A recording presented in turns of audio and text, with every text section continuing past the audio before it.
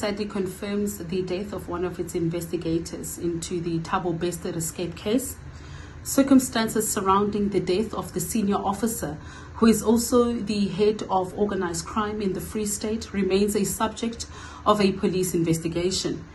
We can confirm that in-house employee health and wellness experts have been dispatched to provide psychosocial services to the family and colleagues of the deceased member.